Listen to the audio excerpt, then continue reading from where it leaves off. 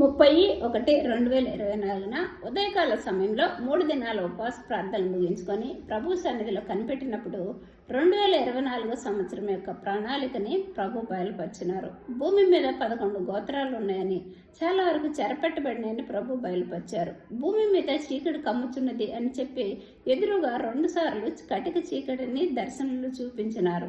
అయితే అబ్రహాము సారాలతో పాటు నేటి దినమున హాగర్ను కూడా ప్రభు స్వీకరించారు. అంటే ఆమె యొక్క సంతానము రక్షణ కోసము సిద్ధపాటు చేసి ఉన్నారు. ఎలా అనంటే నోవహు యొక్క వాడ యొక్క ద్వారాలను తెరిచినారు. ఎవరైతే విశ్వసించిన వారు నీతిమంతులుగా తెరచబడతారని అన్ని జనులకి రక్షణ సిద్ధపాటుని కలిగించున్నారు ప్రభు.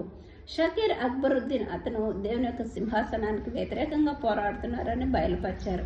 కాబట్టి దినమంతా యేసుక్రీస్తు నామాన్ని తిరస్కరించి యేసు నామాన్ని వెనక వేసిన వాళ్ళకి రక్షణ సిద్ధపాటు చేశారు ఈ సంవత్సరం.